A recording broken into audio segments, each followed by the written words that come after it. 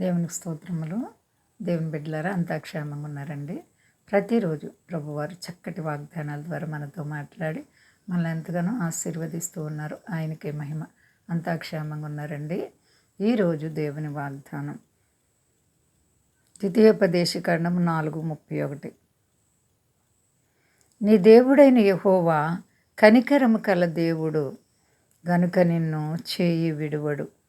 దేవునికి స్తోత్రం. హల్లెలూయా. ఎంత గొప్ప వాగ్దానమో చూడండి. మన దేవుని లక్షణాలు కనికరం, జాలి, ప్రేమ, దయ, కరుణ కలిగిన దేవుడు. అందుకే ఇక్కడ ఆయన అంటున్నారు, నీ దేవుడైన యెహోవా కనికరము కలిగినటువంటి దేవుడు. కనికరం, ప్రేమ. ఆయన నిన్నెంత ప్రేమిస్తున్నారంటే ఆయన ప్రాణాన్నే పెట్టారు నీ కొరకు. అందుకే ఆయన నీ చేయి విడువరంట. ఎవరైతే దేవునికి భయభక్తులు కలిగి ఉంటారో వారి కుడి ప్రక్కన యెహోవా నీడగా ఉంటారంటండి. చేయి విడిచే దేవుడు కాదు. నీ నీడ నీతో ఎలా ఉంటుందో అలాగే నీ ప్రభు నీతోనే ఉంటారు. ఆయన నీతో ఉంటే ఏ కష్టం వచ్చినా విడిచే దేవుడు కాదు. ఎంత గొప్ప దేవుడు అండి. ఒక గ్రుడ్డివాడు, దావీదు కుమారుడా నన్ను కరుణించు అని కేకలు వేసినప్పుడు వెంటనే ఆయన నిలిచి ఆ గ్రుడ్డివాణ్ణి పిలిచి ఆయనకి సూపునిచ్చారు. కనికరం కలిగిన దేవుడు. నీ ప్రభు ఎంత ప్రేమ కలిగిన దేవుడు కాబట్టి ఆయన నువ్వు ప్రేమిస్తున్నావా? యెహోవా నీ పట్ల ఎంత కనికరం, కృప కలిగిన దేవుడు.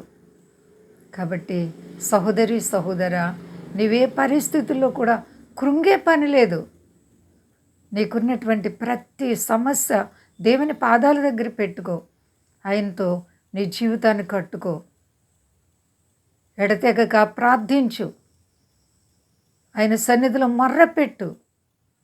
నిన్ను ఆయన కనికరించి కాపాడు దేవుడు. ఏ బాధ చేత నీవు అశాంతిలో ఉన్నావు, ఏ కష్టం నేను కృంగ చేస్తుంది, అయితే నీ ప్రభు అంటున్నా నేను కనికరం కలిగిన దేవుడను కాబట్టి నువ్వేం భయపడకు, నీ చెయ్యి విడిచిపెట్టను అంటున్నటువంటి మహాదేవుడు.